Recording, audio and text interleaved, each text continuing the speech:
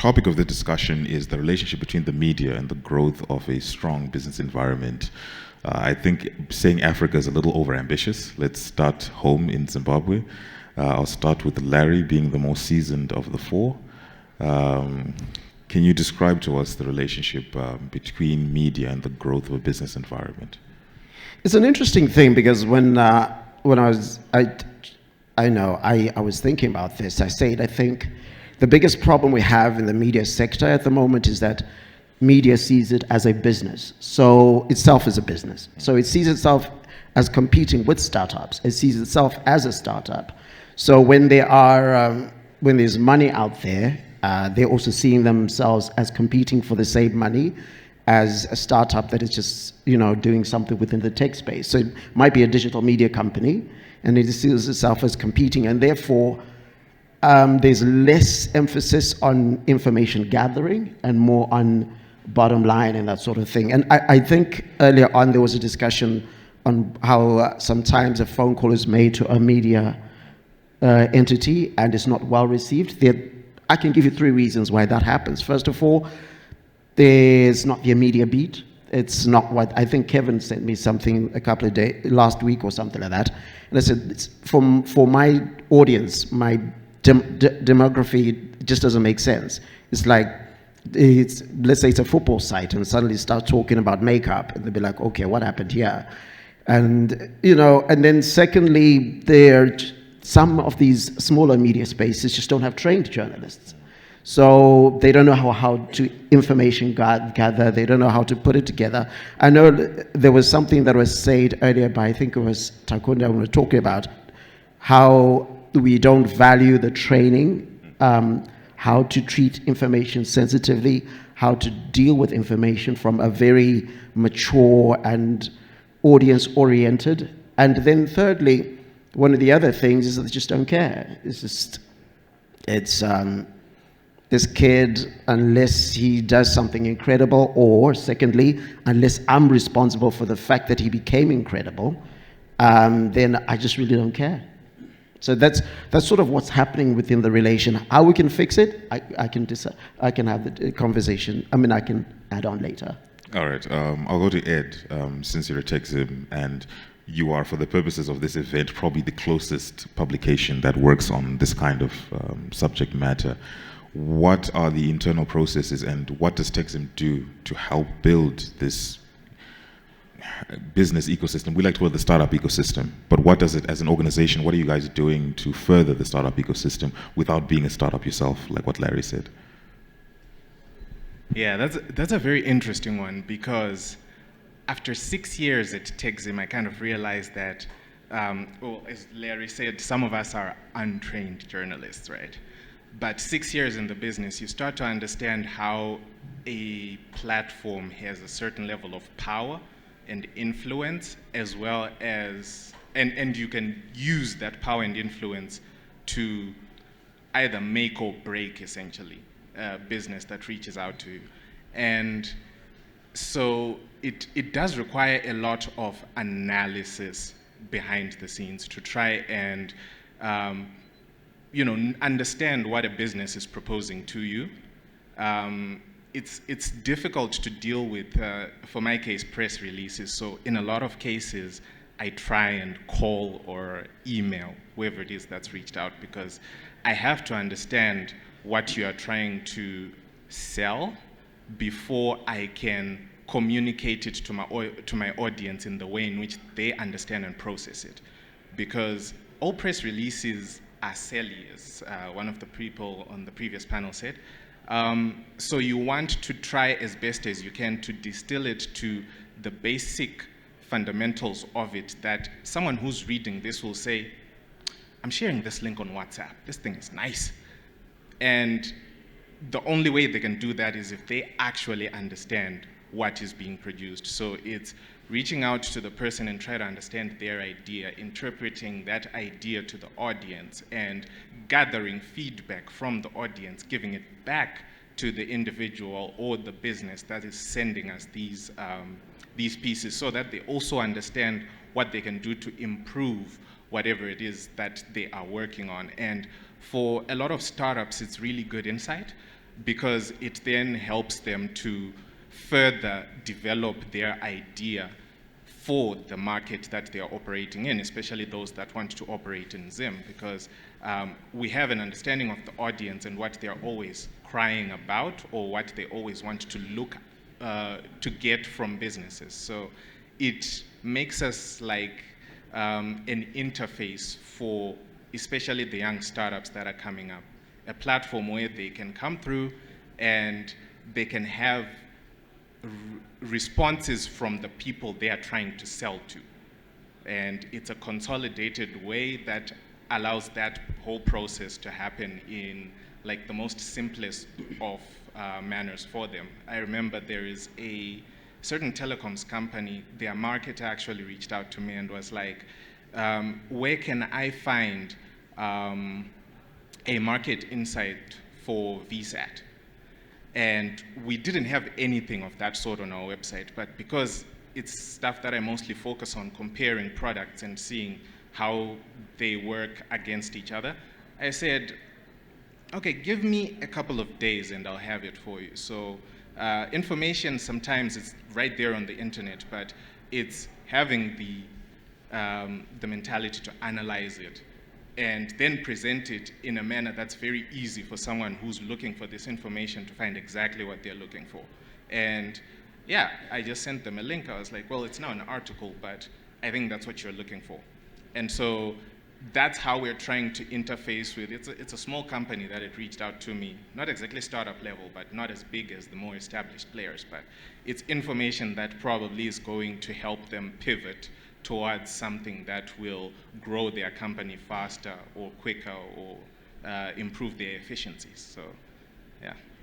I think that answers what I asked. And I think that that telecoms company was looking for competitive information on competitors, thinking that you'd share, and probably displayed a bit of restraint to say, I cannot share things that are under confidence. But to go to Kev, who interacts with the media, being in public relations, you play a very important part because you're the bridge between the customer or the company itself and how it's going to be received from the guys in the media space. How do you manage that situation? Thank you so much. So I think in essence, I would like to primarily talk about training itself. We're speaking about Zimbabwe for now, right? And the biggest problem we actually do have is the media training and the misunderstanding of PR itself. As someone who did journalism and then ventured into PR, there's a big disconnect between journalists and public relations as a whole. So you do then get situations whereby even us as public relations practitioners, we then get very lazy, then you end up sending Larry press releases that are not for him, because you know when you blast them out, some PRs will just take it up and they'll put it up there. So training is one thing that has put a hold on PR itself, and that is a very big disconnect between media and the businesses that are trying to be out there. But in essence, I think in a nutshell, I would really just encourage people to understand public relations. Because when people do ask, Kevin, you're into PR? I'll be like, yeah. Is that like marketing? I'll be like, not really. Is that like advertising? Not really. I think it's everything as a whole. Because when you then sit down as a PR, you need to understand the marketing of the business. You need to understand the advertising of the business for you to then disseminate the information that you want out there. Like he mentioned, that sometimes they get press releases, but they don't really know what to do with them. When you do have a PR, it's not essentially just sending out the press release. We then have to follow up, have a call with him, and then make sure we dissect the press release for him to then fully understand. But it then goes back to the basis of training, because we're not getting those follow-ups from journalists. And then at the end of the day, businesses are struggling. But yeah, I think that's everything in a nutshell. Thanks, Kevin. On the point of businesses struggling, Larry, you touched on the fact that media outlets are competing with startups in trying to gain the same sort of market that they're in, or trying to be startups themselves. What opportunities do you see in Africa for media outlets? Let's start from a revenue generating perspective, because I'm guessing that's what everyone's wondering. We know people like Kev will offer a little $100 here or there to say, can you write favorably about my company or and such and such? How does your platform or platforms in that nature generate revenue? Additionally, how do they go around not accepting the 100 or 200 bucks they get or offered by certain public relations associations? Not saying it's Kev, just saying some will offer you money. He offers 30. So look, the business models for where the media industry is going to go is interesting, because I'm not against the publication of press releases. Just indicate that it's a press release. Don't give the impression that it was something. I understand also there's some people say, look, because it's an advertorial, really, I should get paid for it, and I have no problem with that. But indicate within that article that this is an advertorial. I've been paid for this and that sort of thing. And there are legitimate places for that. I mean, even if you look at it internationally, a news section, a sports news section, is sponsored by company X, and there's now a company called X that's, what's his name, Twitter company. We used to just be able to say company X without knowing that we're referring to a company, but X-Core is now Elon Musk's parent company for Twitter. So the key thing, I think, for the media is to go back to why are you doing it? Because I think I've seen that a lot of people keep jumping from one idea to another. I liked how TECHZIM pivoted a bunch of years ago. They used to chase news. And then I think about 7, 8, 9 years ago, they're like, no, we're gonna walk away from just giving people news. So this MNO has done that. And if you see the way I do it, because I'm in the advertising and PR space as well, I don't mention brands for free. So you never hear me mentioning brands for free on here. So it's to why does the news matter? So when I'm a person who goes to TECHZIM, I need to know why that has happened with this MNO or this new policy, the cyber crime thing that has come through. Make it make sense to me. When I see it as a part of a 2-minute piece on the national broadcaster, it doesn't really distill it to what I want to understand it as. And if I missed it, then it's gone. So it's about where do you take your audiences and walk with them. Trust them also to be able to follow your processes. I see a lot of people don't want, our audience likes to read, and people are like, no, you should do more of this, do listicles and so forth. Like, no, but that's not who we're talking to. Our audience likes to have a read and understand.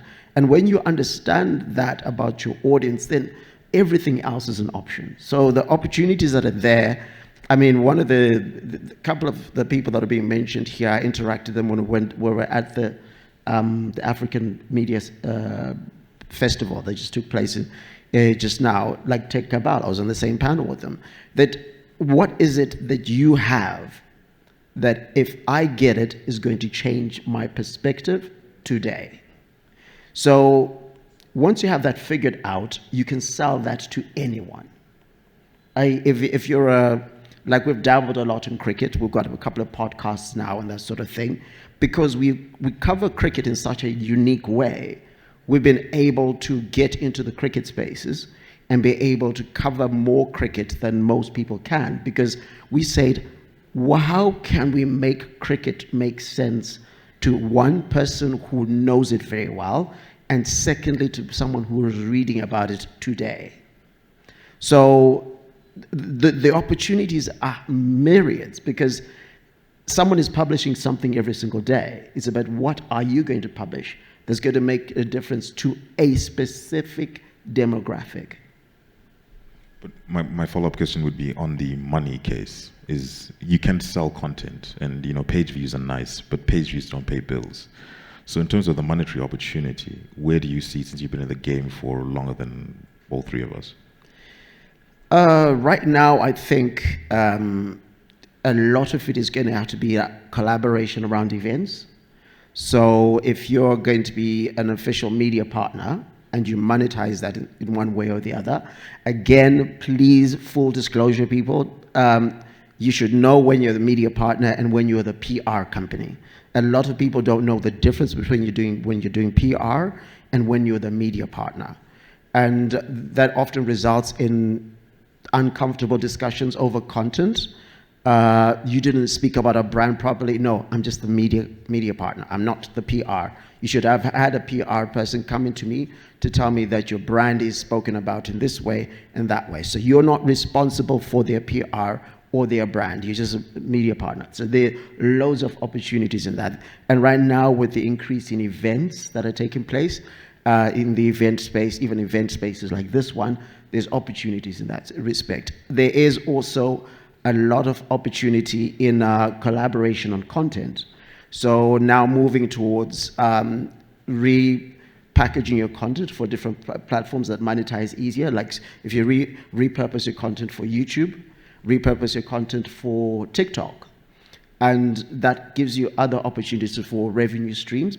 Then you also, there is opportunities in which you can pitch original concepts to specific to companies. So say you want to have a TV series, or you want to have a podcast series. You can have a limited edition podcast series and have it sponsored by so and so. That one, of course, pivots into an area where there's a possibility that they might have an influence in your content, because if you go to Econet, mention them.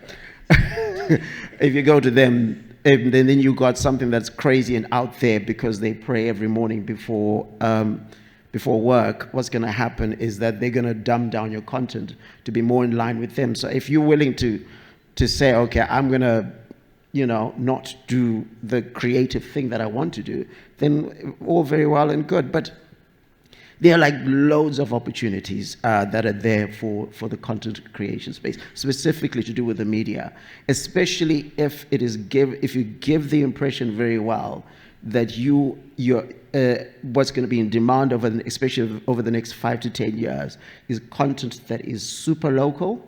It comes from where you come from. It's not syndicated. Of course, you can also syndicate your content, but it's not syndicated. It feels like you were there, and that fundamentally makes people feel like they're disconnecting from the machine, which is, funny enough, AI. That this article was written by AI. It doesn't feel like it was written for me. Or this piece of content, this video was done by AI. It doesn't feel like I'm the person that was written for. Because if I go into my broadcasting space, I always speak to my listener as a single person, not listeners. Because the one person who's listening and interacting with the content is just that one person. So if you're able to create that kind of content that always speaks to one specific person at a time, then a lot of those opportunities I just talked about are there to be easily monetized. And I mean easily. There's a lot of people, especially in the digital space in Zimbabwe at the moment, a lot of companies are looking for exciting projects to throw money at.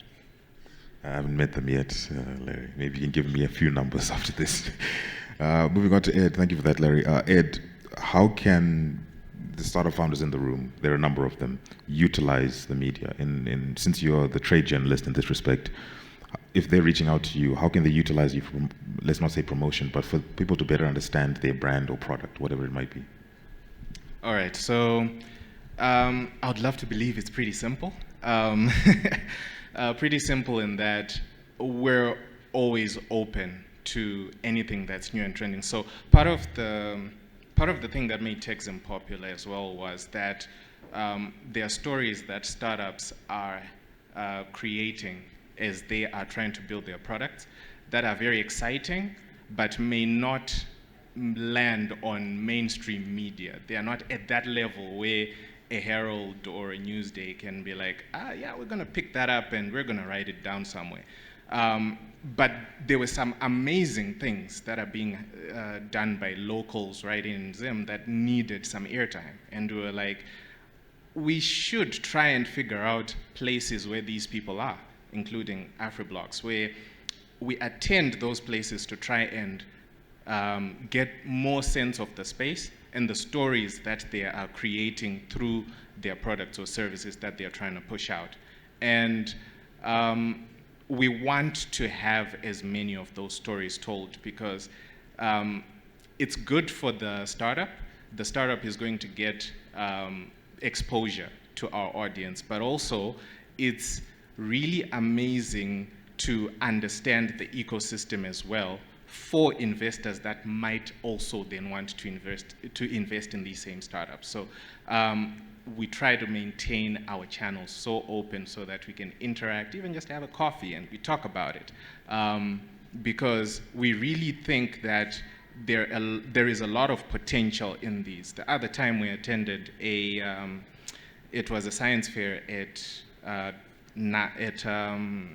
which one is the Heat? Yes. And one of the guys made a very interesting project on harvesting gold from gold tailings, basically gold waste, harvesting gold from that. And it was a very interesting thing that we covered and posted. And we started getting calls from mining companies in Canada, in the US, saying, the math checks out with this kid. Can we have contacts for them? So those are the sort of that's the sort of impact that we want to contribute to the space of startups. Everyone here has a very interesting story that might not necessarily gain traction locally, but there's someone out there who's looking for that exact thing. And the more we understand that and showcase that, the more people rely on us to come to us and also showcase their stuff to us, and the more our audience also enjoys coming to our platform because they are learning more stuff about the space about the environment in Zim that they may not necessarily get from other mainstream medias. At the end of the day, it's a symbiotic relationship between us, the established media houses, you, the startups, and the audience that we're serving. Everyone has a place, and if you focus on a certain space and focus on it well, it can end up bringing in the cash. So yeah, it's just a symbiotic relationship that we want to have with everyone in the value chain. All right, thank you very much for that, Ed. And my final question is to Kevin. What opportunities exist between the media and PR practitioners like yourself and the interests you represent with businesses?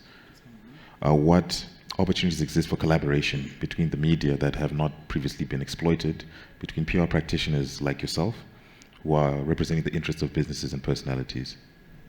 That's a very awesome question, man. So basically, I'll start off with probably startups.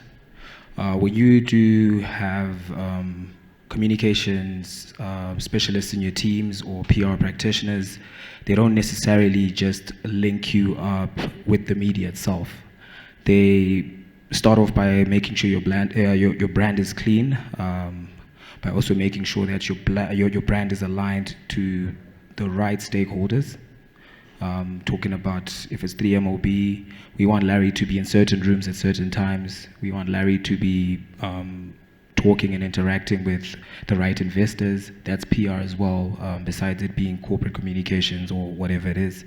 Then you do get to the communication part of things where you want your startup to be aligned to the right media without paying for it, because PR is primarily for earned media itself.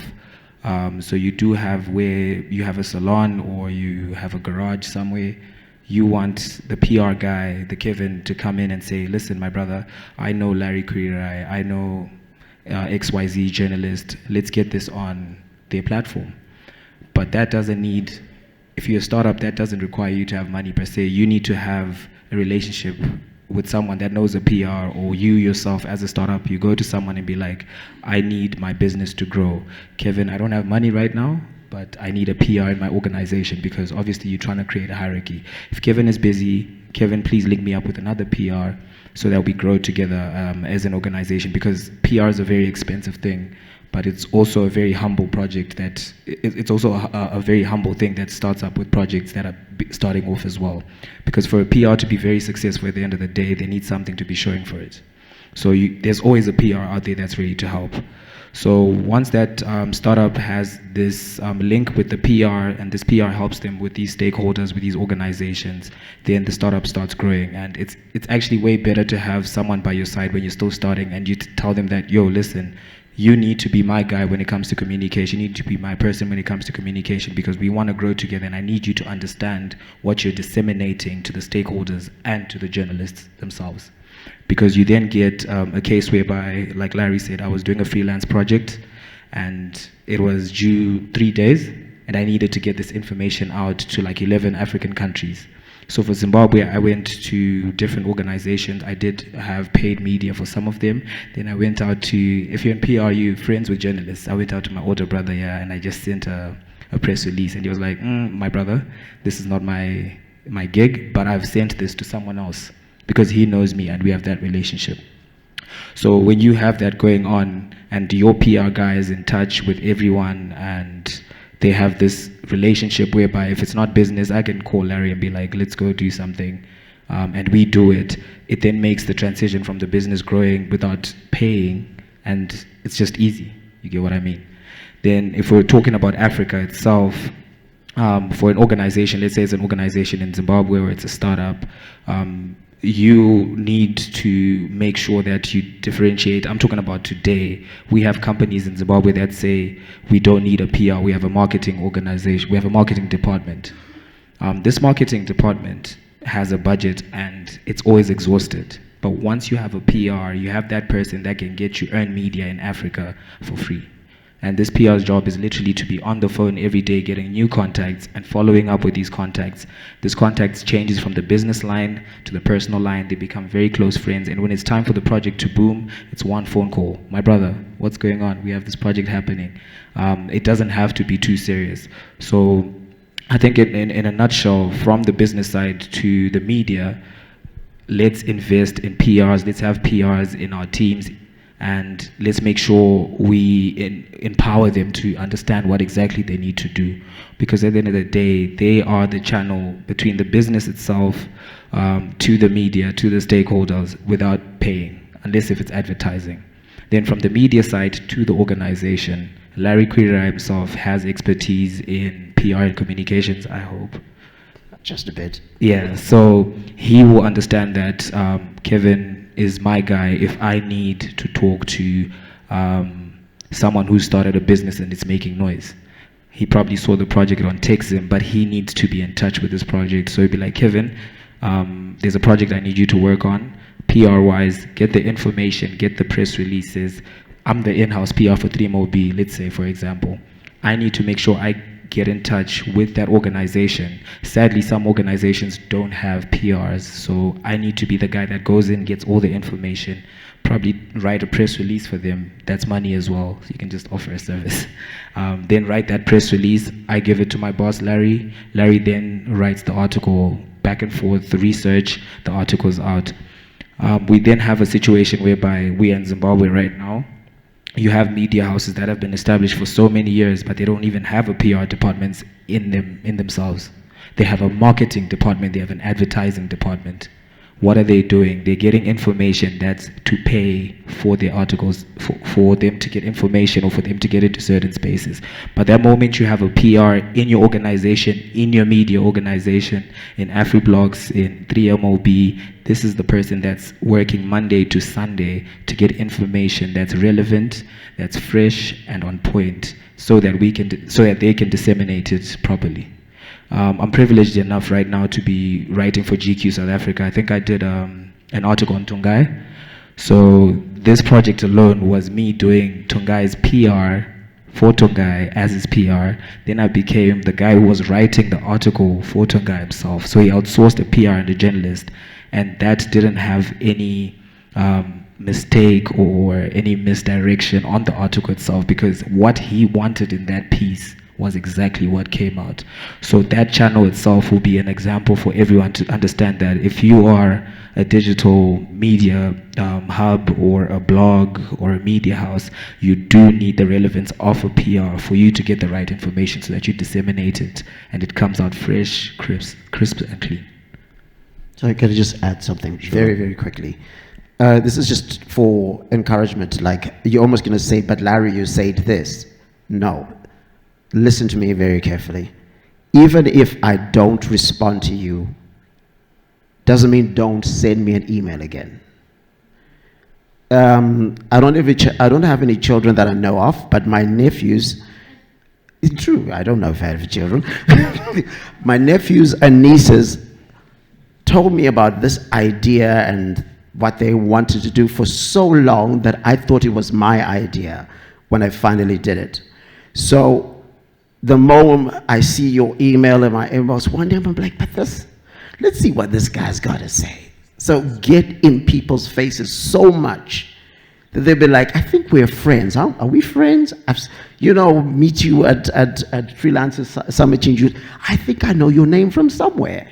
And meanwhile, you've just been hitting my inbox so often, we ended up having a synthetic personal relationship that I wasn't aware of. So even if this time I wasn't necessarily a beat send, maybe we've changed, we've pivoted, and we're covering your issues. So just keep going at me until I say, okay, I get it, we're doing it. Because I learned that from the Nigerians. They go in.